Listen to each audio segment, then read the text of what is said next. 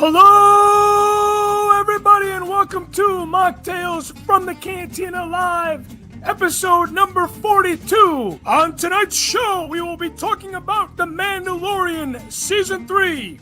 Today is Earth Day. Are you doing your part? What have you done to the Earth? What have you done to our fair sister?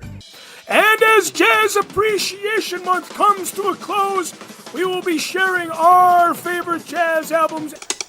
When I play a theater, I play the theater. And we will be recommending some Star Wars-related jazz recordings. Tonight's guests include Machtails from the Cantina, show producers. And you never know who else is going to stop by. I have a bad feeling about this. Sit back, crack open a cold one, smoke if you got 'em. I am your show host and documentarian that brought you The Force Among Us, The Force Within Us, The Walkers Among Us, the real fans of the saga, and we are live inside the Wampa Cave. Let the tomfoolery and hijinks begin. Kick out the jazz, motherfucker!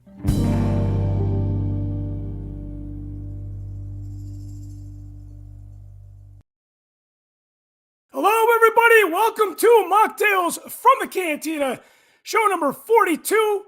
It is an honor that you are joining us, and thank you to those of you that are not joining us live, that are watching us on the playback. It's a little bit of a producers roundtable here. You guys can join the producers roundtable by simply becoming a Patreon member. Now, why do you want to join Mocktails on Patreon? If you get the YouTube show for free, well, there's a lot of reasons. Head over to Patreon and check out Mocktails. One of the reasons is we do a name draw. The good guy tin is in here. We are going to use the Force to come up with tonight's drinking word, and tonight's drinking word is Mando. I know that's not how the Force works, but we use it inappropriately around here. At the end of the show, I'll be pulling out a name. They will win a prize. Maybe it's a DVD. Maybe it's some behind-the-scenes content, a chat with me, some swag, all that stuff. I do want to thank my friends over at Skywalking Through Neverland for sending me this very, very cool book. This is a journal for all ages, activity book.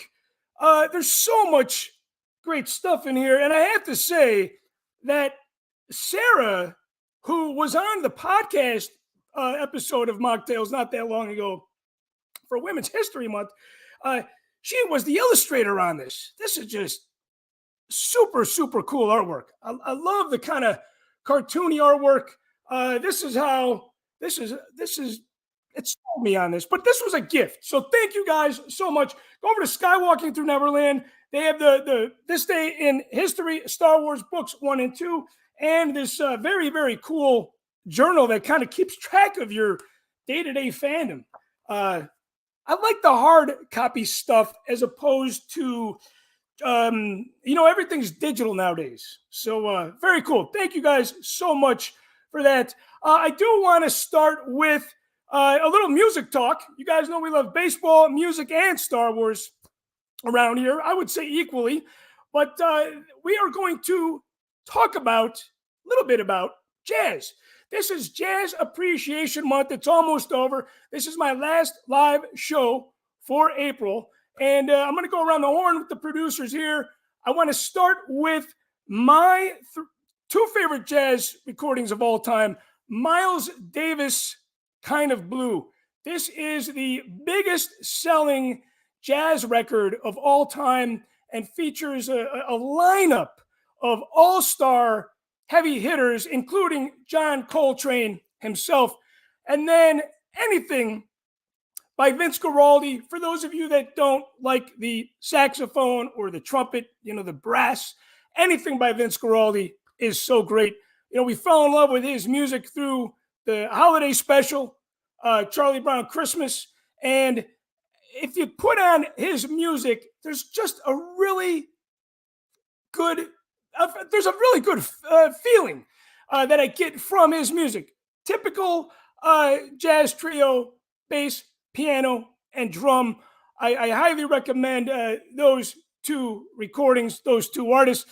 I want to bring somebody that is no stranger to music. Antonio from New Jersey does a great segment, I should say, on the podcast episode of Mocktails from the Cantina, The Lineage. And I know you've been busy with work, brother. But hey, we could talk about music now. What is your favorite jazz record or records of all time? Yeah, well, thank you again for having me on. Cheers. No, we haven't done Lineage in a moment, but cheers, brother. Cheers. Can I do 3 instead of like? Yeah, you can do 3. Sure, right, cool. absolutely. Perfect. All right, so absolutely love Thelonious Monk's Straight No Chaser. Just very hard hitting, great hip hop, bebop, jazz. So that's always very good. Love in a Silent Way by Miles Davis. That was the album my parents used to put me to bed to. And if you ever need your kids to go to bed or just need to relax, listen to that album. But then I guess, Bitches Brew to me was that Miles Davis album that introduced me to why jazz is freaking cool. Yeah. Right? You grow up as a kid and you're like, oh, jazz, that's a little bit, it's boring or it's just sounds or whatever it may be. It's kind of like abstract art. Until you actually experience it, you don't really get it. You can only look at it you kind of look at it from a distance. When you get to jazz and you actually hear the moments and you see it, man, some of that stuff really pops. And I'll tell you right now, Bitches Brew, Miles Davis has a lot of great stuff. Just listen to his cover of Summertime. But Sketches of Spain, that was great stuff too. Exactly. And, Miles Davis, he was around for so long that I think like the Bitches Brew record, Sketches of Spain, that was like the turning point for him to get into that psychedelic kind of Quincy Jones era of late 60s, early 70s, like far out jazz on a different level, And I know we talked about this on another episode, but that Quincy Jones Bossa Nova album, where we would all know the song that comes from that album is the Austin Powers theme song, right? Yes. That whole album kicks. It is such a good album.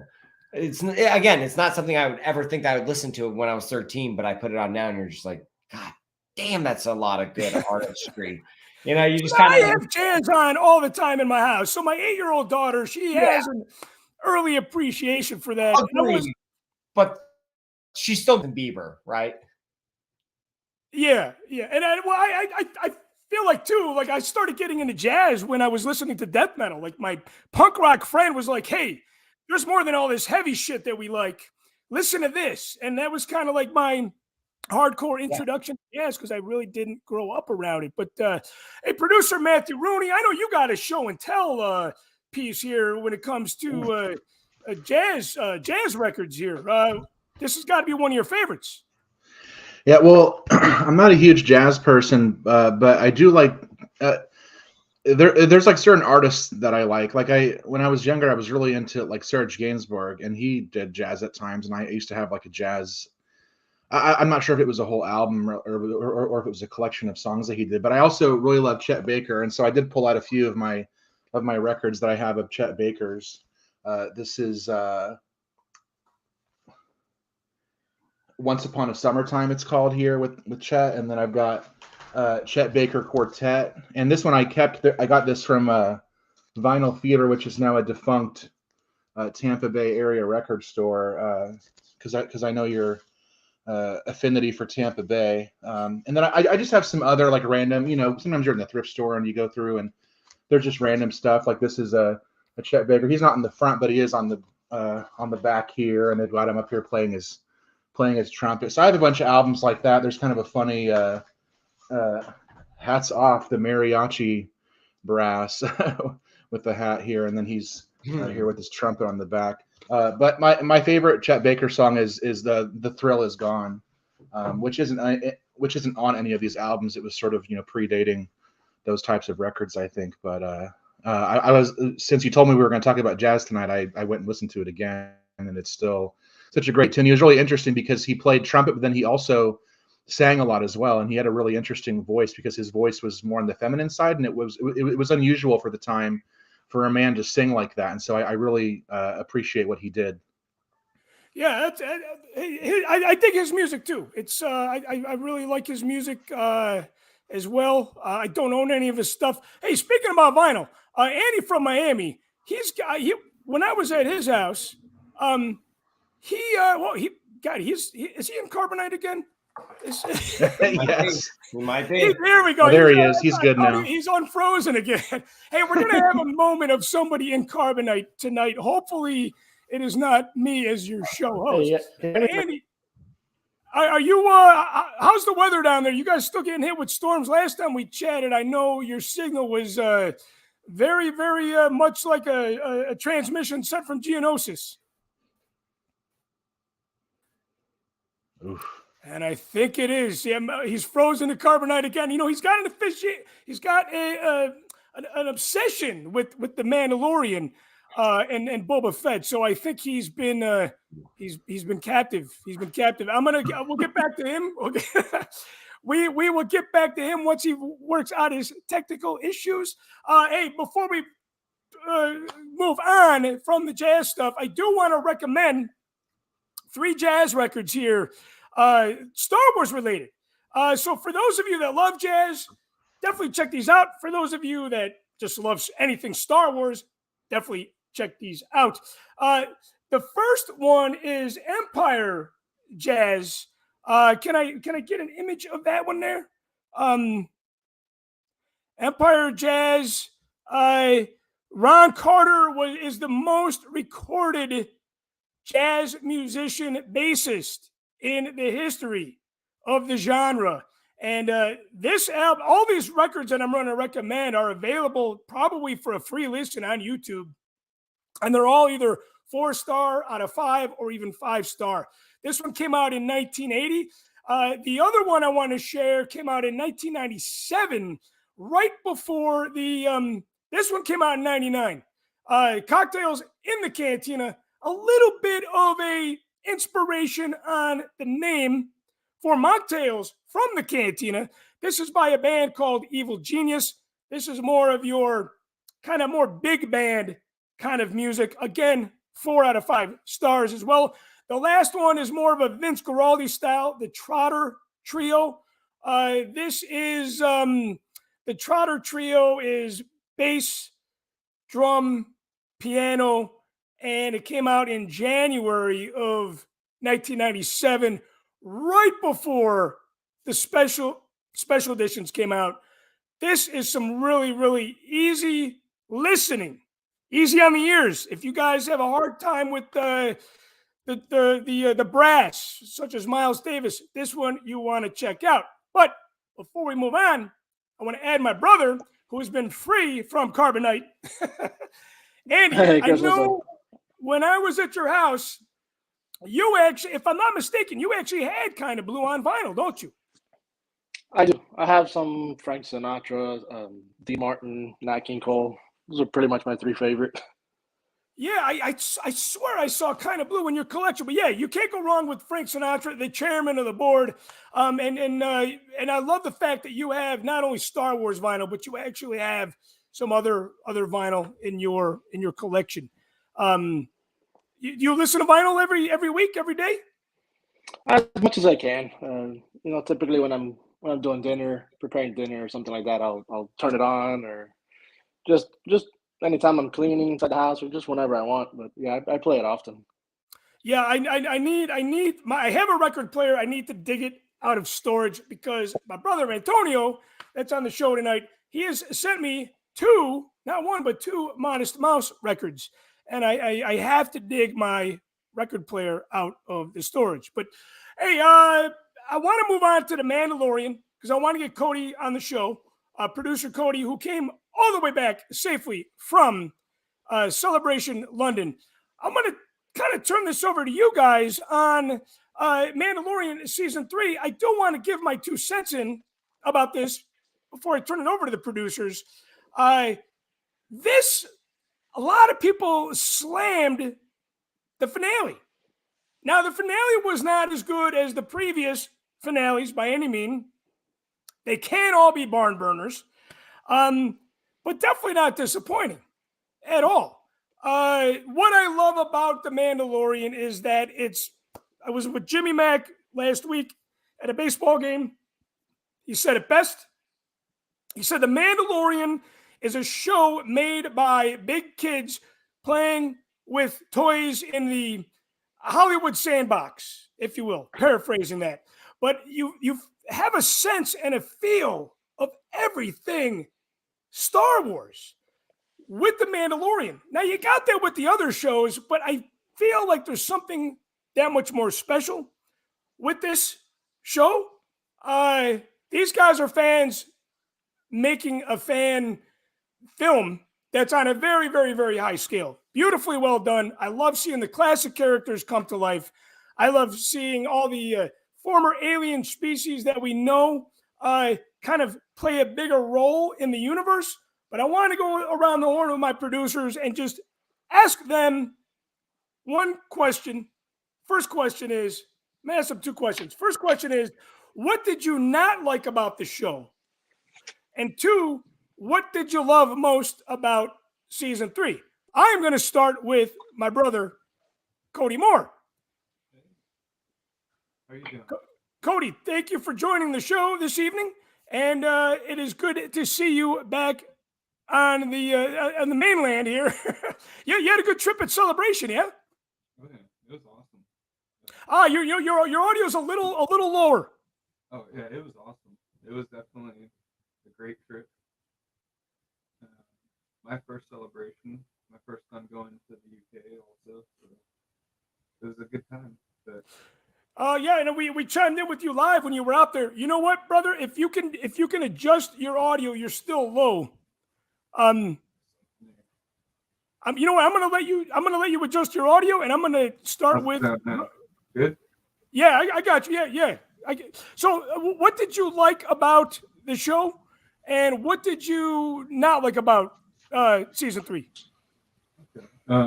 I guess my main dislike, which is really a small thing, was still no explanation on the horns on the helmet of the armor or Moff Gideon, why he put them on his helmet.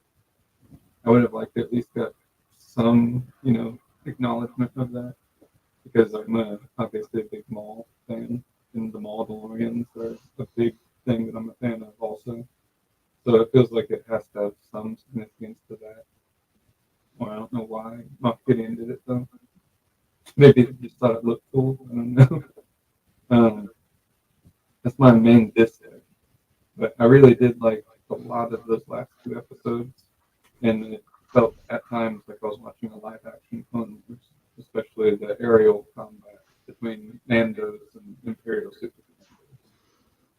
Yeah, I think it feels like you're watching a movie. I really miss this. It would be great if they had these in the theater, at least on their debut run. Matthew, what I should say, the season premiere. The season premiere, I think, should be kicked off in the theater. I know they can't run all these. Matthew, what about you? What did you not like? What did you love about this? Well, to be honest, I wasn't here for your mid-season show because I was on a research trip, but I kind of agreed with what you all were saying at the time, or at least what you were saying, that you were kind of not enjoying the Baby Yoda stuff, that it was a little bit too kiddie. And I was definitely feeling that way, especially by the end of the show. I kind of feel like, and I don't have any way to substantiate this, but I feel like at the end of season 2, they were going to ship him off, and then the corporate people were like, what are you doing? Bring him back. And so he's been kind of like, I don't know if I'd say shoehorned in, but he's been brought back because of his popularity and not because of what he contributes to the story, at least not yet. And maybe in season 4, they will get to that more. But I definitely felt like in the finale, especially, like the whole fight between him and the Praetorian guards and Mando was a little. I mean, it's fine, but it was a little. I don't know. Like I felt it to be a little bit strange, just because they were obviously having him as a practical puppet and then having him try to fight, and it just it kind of fell flat compared to the rest of the show. And just in general, I mean, like I think it's funny. Like I was laughing and stuff when he was like, no. But just overall, like what I did like was like the Bo-Katan stuff. Like I was really excited to have Bo-Katan, in this season, and I was so excited that they gave her the Darksaber back. Like I was telling my friend that I was watching with every week, like Bo-Katan should get it, and she should be the leader, and she's like the most badass Mandalorian. Like I've loved her since her animated debut, and then they actually did it. They gave it back to her, and sort of made it to where now Din can go off and do his own thing separately from the Mandalorians. And so I really love seeing her development, because we've watched her over the course of, I don't know, 20 or 30 years now, if you include all of the stuff that she's been in universe 20 or 30 years, and she's gone from like being sort of like, I assume, like a rebellious princess to joining like a terrorist group, and then trying to kind of reform the society to then being abandoned by her people, and then we see her come into the to the Children of the Watch group and sort of find like a new place for herself. And so she just really had a nice, I think, development this season, and I think she'll have a nice place going forward in the other shows, and maybe in that film that Filoni is going to do in the near future. So I guess my whole point to wrap it up was that when I compared the cool Bo-Katan stuff to like the Praetorian Guard fight with Grogu, it was sort of lackluster to me. It's funny. Well, you triggered a thought, and there's a lot of toxicity in the Star Wars fandom today. There's been for a long time. It was even there during the prequels, but we just didn't have social media to do this. And I had posted some thoughts on Facebook, which was kind of funny because it got like 175 likes, and it turned into this whole chat. But I didn't read into a lot of people's thoughts because I wanted to stay away from a lot of the negativity. And one of the things that I like about the Machtails community that's been built up is that there's not a lot of toxicity, if any, in this community. And I appreciate you guys as the producers and the Patreon contributors for making this a place where we could talk about all kinds of stuff, especially on the podcast. But some guy complained about women, and Kathleen Kennedy was in a group shot with 4 other ladies, and it said women are the force. And this guy was just so angry. And I'm like, if you're that angry about the females in Star Wars, you might want to look at yourself in the mirror and ask yourself, what is truly the bigger picture here? Yeah. I don't know. Yeah, it was great that they built up Bo-Katan's story. I love the female characters. I don't know why people have to complain, and Brother Brad Riverdall chimes in, everyone stop bitching and enjoy Star Wars. And I say amen to that. Antonio from New Jersey, I want to bring you on the show and get your thoughts and feelings on this. What did you like? What did you not like about Mandalorian Season 3? Well, I actually liked a lot of the plot elements and where it was going for the general story direction of Season 3. But Matt, I feel like brought up a lot of good takes that I got to go back and now maybe re-examine that last tutorial. No, because I get so excited. I'm like the dumb fan. I like everything. But hey, you and I are cut from the same cloth in that regard. True. Sure. But Matt brings up a good point, right? Like, why was Baby Yoda in this season, and like, what was his moments that he's contributing to the actual story? And when you actually look at it, not that much, which throws me off a little bit because I love Baby Yoda so gosh darn much. But I will say this: I am very interested to see where they actually land with the movie, right? Like, if this is all culminating in Heir to the Empire, Thrawn, Ahsoka. All right, let me see how you guys land it, because right now everything is all that run up, right? Like, even if we have these individual seasons and series, apparently it's all running up to this one major story. So let's see how they land their big Avengers story plot. Yeah, I think people need to let this breathe like wine. They need to just wait until the complete, and we're going to be waiting for a long time. But I mean, that's part of, not too long. That's part of Star Wars too. It's like, how long did Anakin's story take to be told? several years. Ahsoka will at least keep telling us this story. So it won't be too long. August, we'll kind of get an idea of where we're going.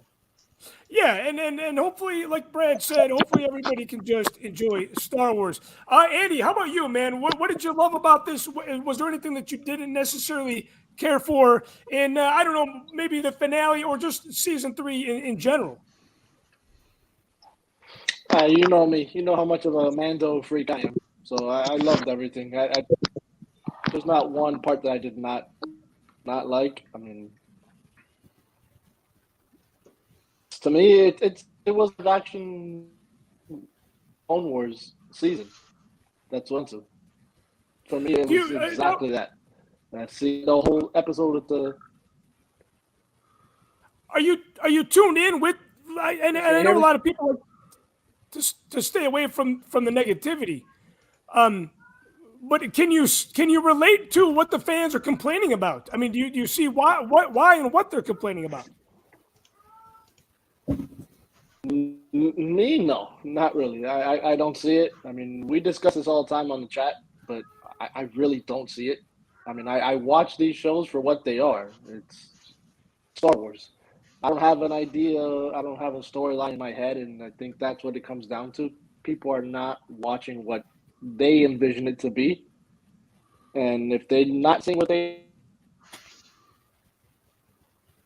envision it to be, then they don't. Chris, can you hear me? Yeah, I can hear you. Yeah, you're breaking up a little bit, but yeah, I get the gist of it. I definitely get the gist of it, and I think that's why we're all here. We all have a lot of these similar feelings, but I've always said that Mandalorian, because like you, Andy, this is porn to my brother Sean Hines. Seeing all these Mandos run around in all these variety of armor. Sean, yeah. Overall, how do you feel about season 3? What did you love about it? Was there anything that you didn't care for? I mean, like I said, sorry I'm late to the party here. I've been spending all day hanging out with the cast of The Office. But as far as Mando season 3 goes, look, was season 1 and 2 better? Yeah, and of course that's also a matter of opinion. Did I enjoy season 3? Absolutely.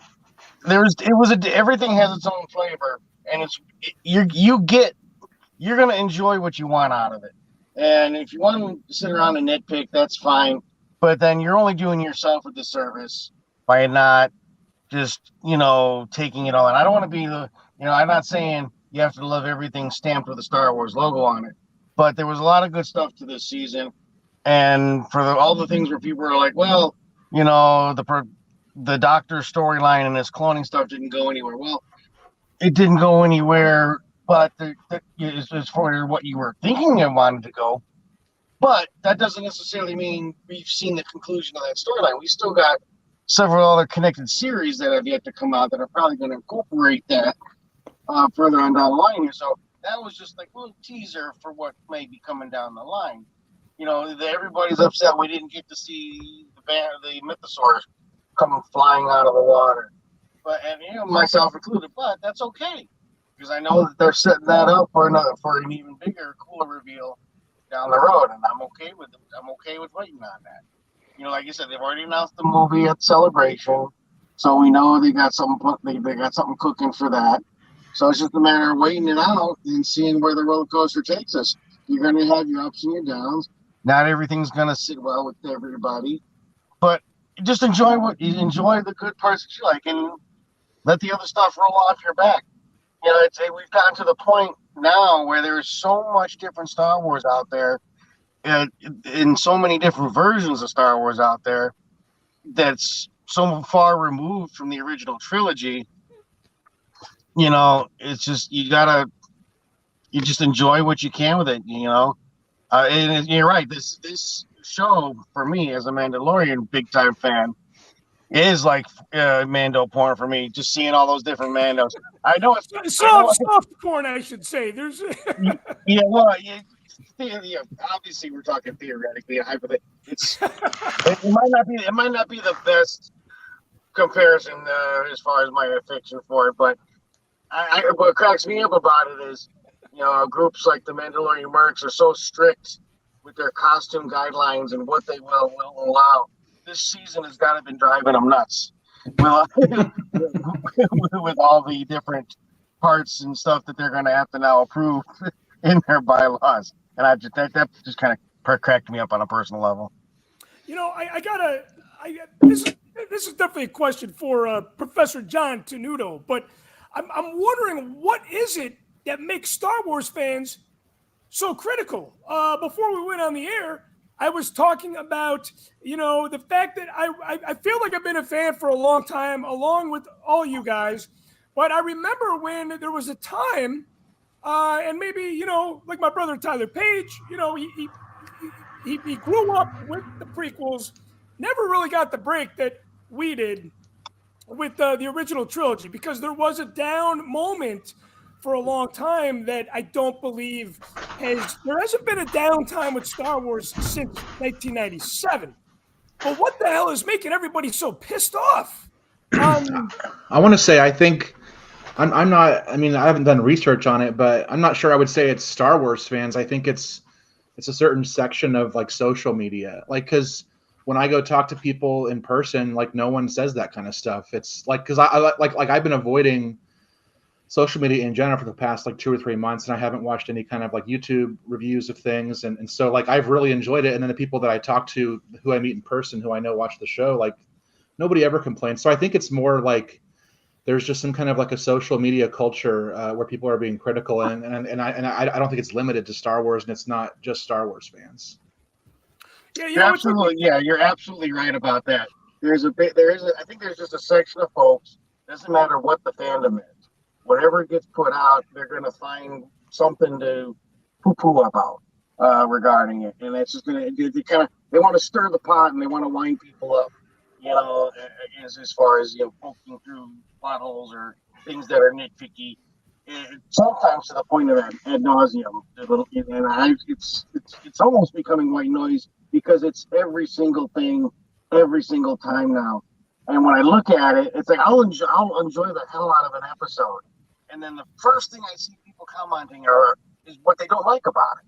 It's like, did you like it at least a little bit? Right.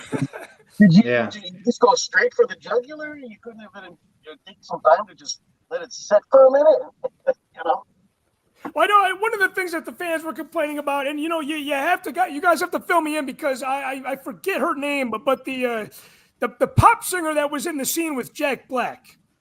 Lizzo. Yeah. Now, a lot of fans were bitching and complaining about her, and I don't know why. I don't even know who that is. I thought it was great, though. Maybe she got the spot because she, had a part of her Halloween costume was related to Grogu, and but anyways, she is a superstar. She might be the flavor of the year or what have you, but she's still very, very popular. Some people were complaining that you couldn't have her and Jack Black in the Mandalorian episode, because that is not what Star Wars is about. And I could be wrong if I just fucked that up with the paraphrasing of it. Well, what some people refer to that is, they call it stunt casting. It's you take these popular people that everybody knows, and you stick them in something else that's popular, because you think that'll get people's attention, and they'll be, oh, look, that's the person I like, and the thing that I like. I don't think the Mandalorian needs any attention, and I do need to remind people that star power. Billy D. Williams was big when he was before he was in Empire. Liam Neeson was big before he was in Phantom Menace. So those are just two examples. Jimmy Smits, for an example. He was very, very big with TV, and then they cast him in a smaller role for Attack of the Clones, Bail Organa, but he was known before we knew him as Bail Organa. So I don't know. Do people need to be reminded about this shit? I don't know. But like you said, if people are nitpicking this stuff, and it's like, what did you enjoy about the episode? Don't tell me what you hated about the episode. And I just wanted to hear from you guys what you didn't like, because I know you guys love all things Star Wars. But there's there's also a side of us that can kind of nitpick. Oh, absolutely. You're absolutely right there. My complaint is that the finale was a little flat, but The Walking Dead definitely was known to do that with their finales in the last half of the show. They were just flat finales. And, the show was good, but, they rolled it over to the next season. And I think that's what this is going to. I will say one thing that I've been nitpicky about, and that's the run times. I mean, I would really wish that they would just pick a time frame and stick with it. If it's an hour episode, if it's a 45-minute episode, a 35-minute, just pick a lane. These fluctuating run times in the episodes is kind of silly in my opinion. I mean, I get it. You tell the story you want to tell, and if that's the amount of time it takes to tell that story, fine. But if this was network television, they'd have to make the episode a certain amount of time to allow for commercial breaks. So I just think that's better consistency-wise. For example, everybody seemed to be loving the season 3 Picard. Every single episode of Picard and every single episode is the same timeline, and everybody seemed to love those episodes, and nobody had a problem with it. And I think that they could probably come with a consistent time frame for every episode of and it doesn't matter if it's Star Wars or Marvel, just a consistent time frame for these shows, and figure out a way to make it work. Like I said, it's easy to get sucked into these things and nitpick about time frames, about who's in the show and what plot points they don't like. I myself admit will get sucked into a lot of stuff, and I'll get drawn into some of those nitpicking conversations. But then I got to try to pull myself back and be like, what? There's no point in getting into it, because what's my voice going to do? It's not going to change the episode. It's not going to change the movie. What's done is done.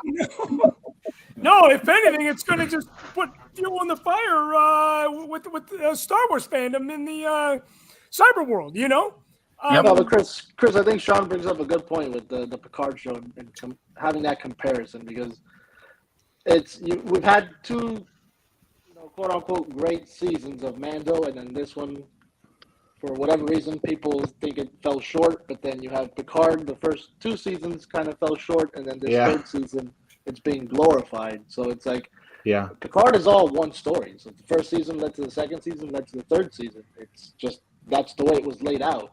This is all big picture. Let's not forget who's running this. It's Jon Favreau. It's the guy who started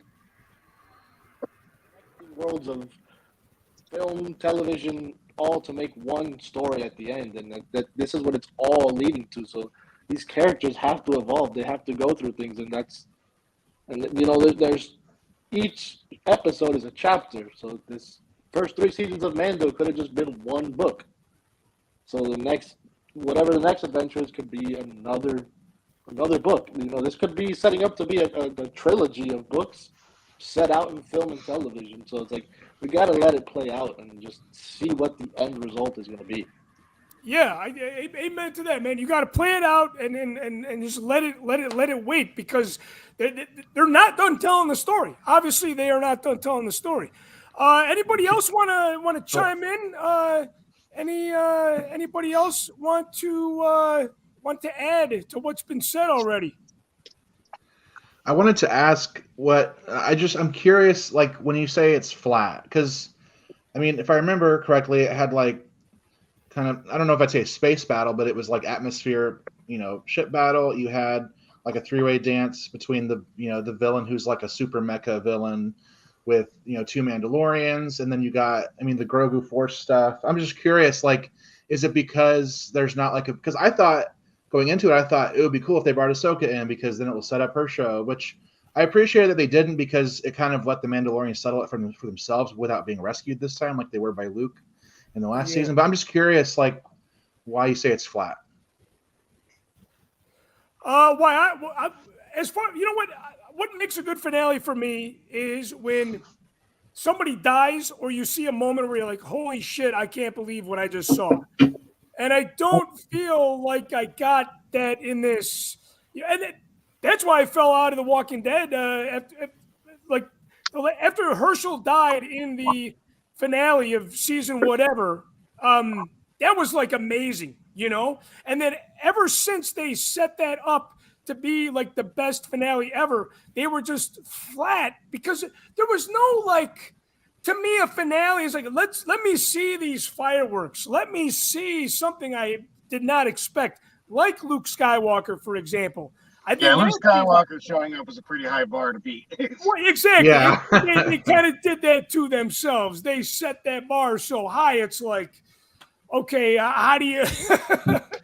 Well, it seems like when they teased the Mythosaur early in the season that was going to be the Luke Skywalker moment at the end of the finale, but it didn't happen. People thought Boba Fett was going to show up also. That didn't happen. But so there's a lot of things people thought was going to go down, and that's probably what triggered a lot of criticisms. We build things up in our heads so much as we're watching the season.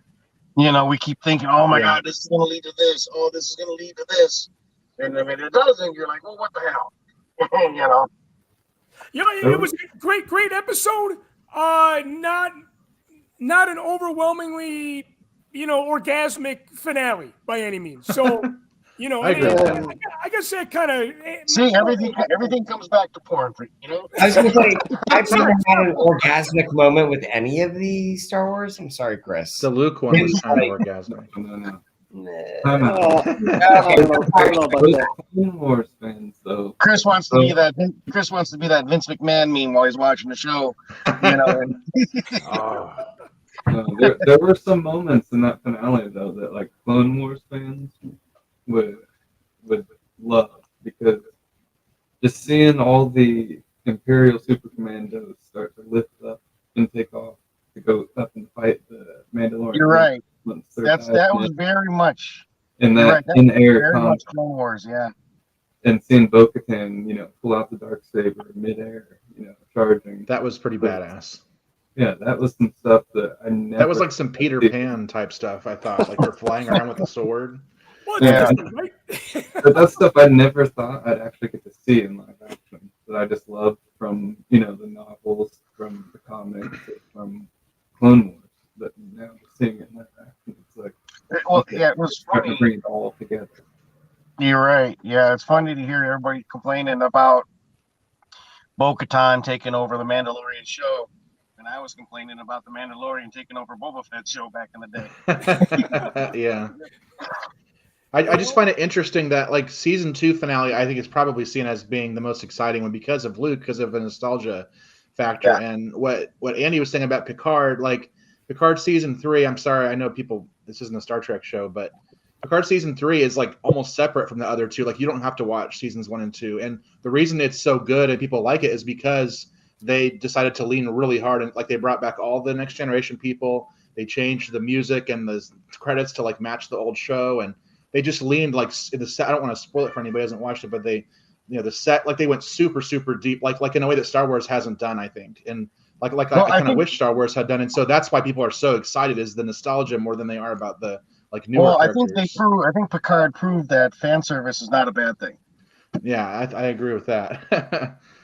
No, it's not a bad thing. And I feel like, when Star Wars has done it, the fans bitch and complain about it.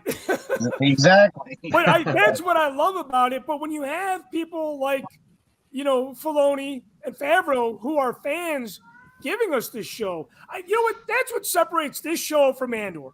Because you had Tony Gilroy that said, everybody take your Star Wars hats off. I'm going to do something a little unconventional and different. And fans kind of rightfully said that Andor wasn't, grasping them like these other TV shows have. God, you know what? Okay, Andor was the last thing we saw before we got into season 3 of Mando.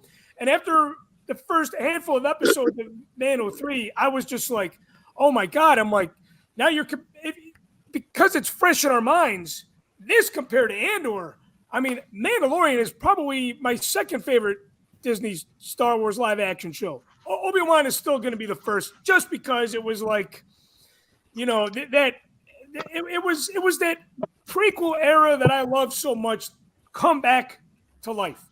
Now, Cody, you had said that you had seen, the Flying Clones, and that was something that you They fly now? What? Yeah, they're flying out. But here's the thing. That was probably a great thing to see in the finale episode for you because, like I said, the finale, I want to see shit that I never thought I could see. And, but I feel like every episode of The Mandalorian has got these the characters and the droids and all that. I'm like, oh my God, I never thought we would see this again. And here we are in 2023 seeing shit that we've been dreaming about for a long, long, long time. I mean, well, case in point, Chris.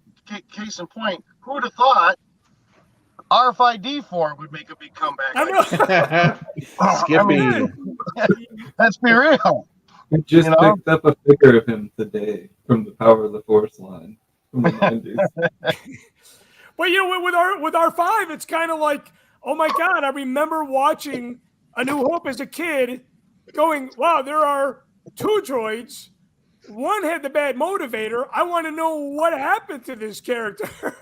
I got the action figure. And to see the battle droids and even the super battle droid, even though like Brother Brad said he was running like Walter Payton.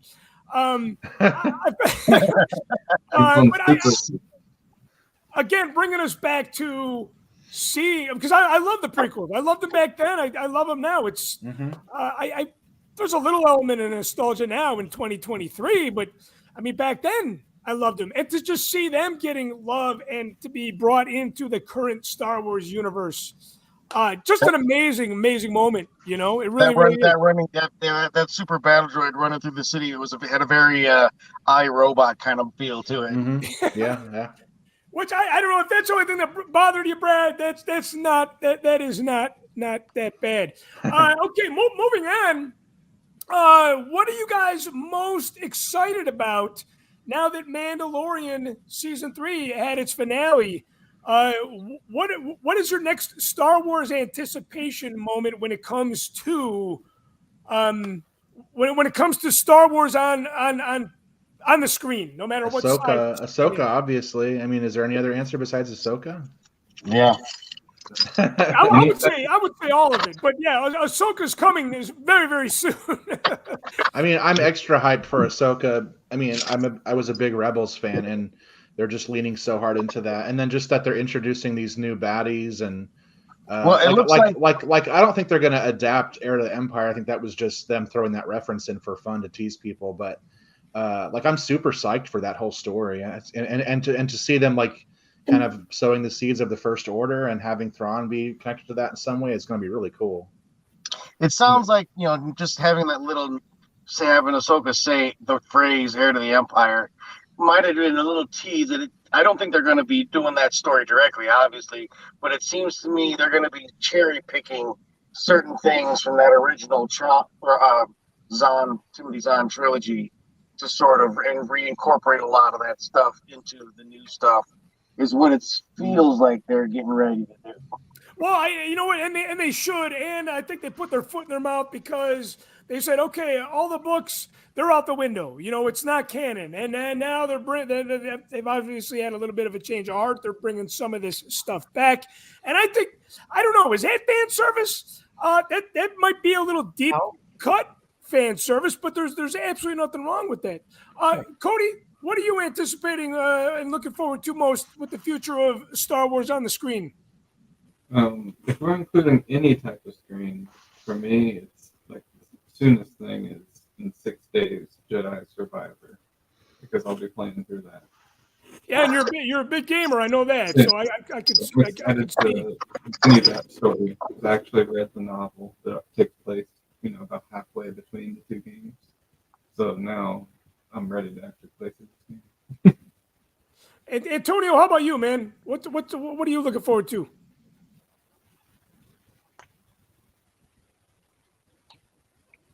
The Jedi Survivor game coming out. That has been a really interesting and surprising storyline that I've gotten into versus all the different other novels and everything. But I'm very excited where we're going to go with the Ahsoka series and eventually the Filoni movie, right? Like this is all leading up towards that stuff, right? Like the Mando verse, everything he's been doing from the Clone Wars, and I'm Also, Matt, a big fan of Rebels, like everything that they were doing in Rebels, how that's all going to connect together. Excited to see how that comes together. How about you, Andy? Same thing, Ahsoka, and then I'm really looking forward to the Acolyte. I really want to see what they do with that one. You know, the funny thing is that, you know, I'm not a Clone Wars junkie. I got to make it crystal clear again. I don't hate the Clone Wars. It just didn't grab me by the balls, like this live action stuff that we're getting on Disney Plus.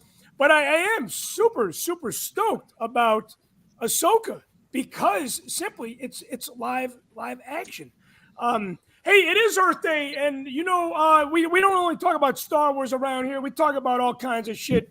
And it is important for me to kind of go around the horn here and just say, you know, either you're part of the problem or you're part of the solution, as they say. I am very, very self-conscious about making sure that I recycle. That is the way that I feel like I do my part. And I always feel like being efficient in the automobile, making several trips along the way instead of going back and forth to my house. That is also important. There are so many things that we can do and so many things that we're not doing. And once you guys have been to Hawaii, you will look at life and Mother Earth in such a different light. But I wanted to ask you guys, what are you doing to take part in just preserving what we're leaving, what we're going to leave behind someday? Matthew? I do a lot of little things. I am a proponent of like individuals trying to, you know, even if it's little small things like just shortening your shower so you're not using as much water, or like you said, trying to be more efficient when you're driving. I grew up in California and then I was in Florida for a long time, and so I have, you know, these nice reusable bags. I have my Publix bag, which I have from Florida. I'm doing all the Florida stuff for you today, but. In Arkansas and generally where I live now, like everybody uses plastic bags still. Like they're not even set up to use this bag like they still have like the rotating bag dispenser things at the grocery stores here. So like when I give them my bags, they're like, what do I do with this? Because they're just like nobody uses them here. So I hope I influence some people around here to start using those kinds of bags, because like using the plastic ones is such a waste. Yeah, you know, I really got to get better about taking my bag that you showed, but I actually reuse the plastic bags that I get at the store. That is one way that I can probably change and do better. Cody, how about you, man? Earth conscious. What do you do to preserve the earth? Myself and my girlfriend, we both recycle as much as we can when it comes to plastic, cardboard, aluminum, and then also conserve water by sharing showers. So. Yes, conserving water is a big thing as well. Like Matthew said, saving the shower time. Sean, you didn't realize that you were not only going to talk about the Mandalorian, but you were going to talk about Earth Day. No, I had no clue I was going to be the Earth Day topic. You know, on this grand. But when it comes to the saving the earth conscious part of my life, that is basically my wife's department. She makes sure that we are keeping in line. She's always been a big Earth Day proponent, even back before it was even a thing. She makes sure that we keep everything separated in the house and recycling, and she likes to call herself a bit of a bag lady because she collects a lot of reusable bags. We got a giant stack of them by our front door that we, you know, take and put in our cars, and we keep reusing all that stuff. You know, and then if we didn't live in a condo, if we had a place where we could plug in an electric car, we probably would have one by now. You know, I got to say, it's the simple things, right? It's the reusable bags. It's the usage of the water. It's recycling. These are going to go a long way. Andy, I saw you nodding your head when Sean said that was his wife's department. Is that your wife's department as well? Pretty much. She does a lot of groups, especially when she was in school doing her master's program, going to the beaches, cleaning it up. The most we do here is just recycle, but down here, I found out that they don't. We have a recycling bin and a trash bin. They don't really recycle because it all goes to the same place and gets mixed. They stopped doing recycling down here, so that's pretty sad, but it is what it is. But that's more of her department than mine. Yeah, you're a long way from Hawaii. You are completely different there. Antonio, how about you, man? Oh, we're for Earth. We love Earth, so we're big proponents of Earth. No, What are you doing to make that change? I'm just joking with you guys. Listen, we're big into that's just recyclables, but reusables. And Andy, don't worry. Most likely, your municipality, why they do that is because it's easier and faster for them to recycle on the back end versus you doing it on your end. A big spoiler on that side. So to that point, yeah, of course. Please, gosh darn it, be smart about your use. Be smart about what you're spending, and don't be an idiot, right? Like this Earth is a dang it. Don't turn it into Tatooine, okay? Yeah, and you know what? You have not all of us have kids, but you know, Antonio, you have kids, and you know we're gonna leave this. You know, we're gonna leave this earth, and we need to do what we can. So when my daughter's kids have kids, they're not living in complete hell. No, Hey, absolutely. I want to thank all my producers for joining me on the show. I do want to do this really quickly. I do have some important dates coming up. One of the things that we have coming up is the anniversary of Return of the Jedi, but the anniversary is May 25th. For those of you that don't know, it shares its birthday with the New Hope and myself. I know you guys are getting sick of that. And yes, Macht means force in German. Let us forget. But hey, this thing is only playing as of right now from April 28th to May 4th. Real quick, anybody have any spectacular plans, any meetups that they're going to do based around this in the theaters? Matthew. Yeah, last year when they did Rogue One, it was kind of funny. I watched the Dodgers and the Drillers are their AA team, and they come to Little Rock like once a year. And so last year they were here the weekend that Rogue One was 3D playing, and so this year they're playing this weekend as well when the Return of the Jedi is airing. So we're going to go up to Little Rock, me and three of my colleagues, and we're going to watch the movie and then go watch the Drillers play the Arkansas Travelers. Awesome. Hey, Cody, how about you, man? You got plans for this? Not currently. I do have Indie Comic Con, though, like a day or two after that. On the 5th and 6th, I'll be there. So. But you will go see this in the theater. Yeah, I'm planning on it. But not a big meetup. But it's okay because I still believe that the purest form that Star Wars should be enjoyed in is solo. Obviously not talking about the film, but just it's serenity by yourself with Star Wars. Serenity now. That's exactly what it is. I may be able to drag my girlfriend with me. She's gotten into Star Wars quite a bit since. Hey, you know what? You don't have to drag her. Just tell her like, hey, this is only happening once. It's a limited and engagement. It's only happening for a week long. Antonio, how about you, man? You got plans? You bringing the kids to see the movie? Nope. I'm actually going with one of my very good friends who is a Patreon here and also at RFR. And we are going to see it in theater, I guess, West Nyack, which is like right outside New York City. So we'll be going, because my birthday is May 24th. We're going. That's right. Yeah. So we'll be doing that whole thing. And I'm very excited to see this because this was the movie that I was introduced to. But you're not taking your kids to see this?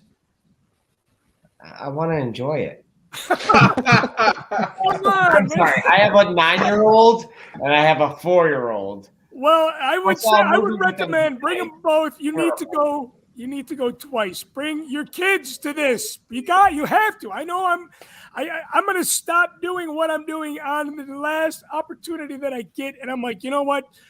Don't worry about your homework. We're going to see Return of the Jedi on a Tuesday night at fucking 7 o'clock. So to that point, yes, my kids have done that big thing. Like you go to, opening day in baseball. We had a local theater that did New Hope. Yeah, we did that, and that was like a summer thing during the pandemic. They did the whole trilogy. Oh, very cool. Yeah, I was going to say, A New Hope is like the only one that didn't really truly get the 40th anniversary theatrical treatment, you know? Greatest Star Wars movie ever. Sean, what about you, man? What's your plans? I am desperately trying to figure out my plans for this. I need to see this on the big screen again. Between my work schedule and family gatherings and birthday parties, it's going to be a real challenge, but I am desperately going to try to sneak in a screening in between there somehow. You know, it kind of goes along with what your question was earlier. Like, what am I looking for? Future Star Wars? It's Star Wars back on the big screen. That's what I'm mostly looking forward to. That, man. You know, I don't care what form that takes. I want that theater Star Wars experience again. Yeah, no, a lot of people say, isn't it about like the full house? Unfortunately, they're running this all the time. And it's sad, right? Because we bought tickets for a Saturday afternoon at 12:30. Theater is wide open. There's a lot of people that are probably thinking, why do I need to go see this in the theater? I can watch it on Disney Plus. But let me tell you, you guys know Star Wars on the big screen, there is nothing like it. Andy, what are your plans for Return of the Jedi back on the big screen? Yeah, I'm going on 30th. I'm going after work with one of my Army buddies. We're going to go watch it and then probably go out get some drinks after. Nice. So everybody's got plans. Sean, I have faith in you. You were going to fit this in to your busy schedule somehow. But I got to tell you, man, trying to meet up with people for this has been very, very challenging because this is only playing a week. And I feel like with another event that I want to mention, like ICC Con, it's very, very, it's challenging to fit this into your schedule. I do want to plug ICC Con. Tickets are still available for that. That is happening on May 26th through the 28th in Nashville. We have some really cool Machtails swag that was designed exclusively for this. And I'm going to make the announcement here. I have not made this announcement, but there is going to be a Machtails from the Cantina live in Nashville. So stay tuned for all those details. I'm in the process of getting those worked out now. Next event I want to talk about is The Force Within Us is celebrating its 10-year anniversary, not its 40th anniversary by any means. But we released this film on the 30th anniversary of Return of the Jedi, and it was very appropriate because we had filmed in the Redwood Forest and we had filmed in Death Valley where they shot The Road to Jabba's Palace. But this is going to be at a theater called Otherworld Theater. You go to their website, otherworldtheater.org, I believe it is, and it's going to be shown on the big screen. This is the first time back on the big screen for The Force Within Us since we did a Chicago Film Festival at a very, very nice Movieco theater, which was nice. It was a Blu-ray copy, a huge screen, awesome sound. That was way back when we released the film 10 years ago in 2013. So I will be doing the Mocktails from the Cantina live there as well after the screening. I'll be there with you. Sean will be with me, and Sean's going to be hopefully with some people from the Mandalorian mashups. But this is going to be a great event. This is what I love about Star Wars. I'm good with lots of Star Wars now. I feel like when they were bringing it back to the big screen, there might have been a lot of, movies all at once. But I feel like I'm used to it now. Star Wars all the time is a very, very good thing. If you don't bitch and complain about it. But if you want to bitch and complain about it, maybe you should choose a new and another fandom. But again, I want to thank all my producers, Matthew Rooney, Antonio from New Jersey, Cody Moore, Mole Walker. You can follow him on all sorts of social media, especially if you guys are gamers. My guest tonight, Mr. Sean Hines. Sean, I think you've got a streak like the Rays right now. You're You've been on every Mocktails episode now for like the last 4. So, Well, I think we need to start negotiating some co-hosting credits here now. oh, you know what? I take it. You know what? You were not here when the Easter Boba was here. Yeah, I couldn't make it that episode. My bad. And of course, my producer Andy from Miami. I could not do this without you guys. Hey, I want to have Matthew cue up some Robert Hines music while I pull the lucky name out of the good guy tin here. Remember, guys, join me on Patreon. You get the Inside the Wampa Cave segment. You get the intimate podcast episode. You get the behind-the-scenes stuff of Inside the Vault.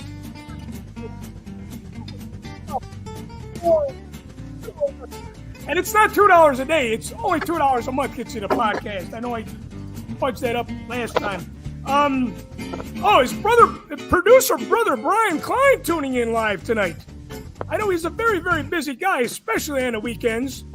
I'm going to be going to ICC Con with him, and we need to have him back on the show. Remember, this is like baseball, 3 strikes, you're out. AJ, John Drake's brother, are you tuning in live tonight?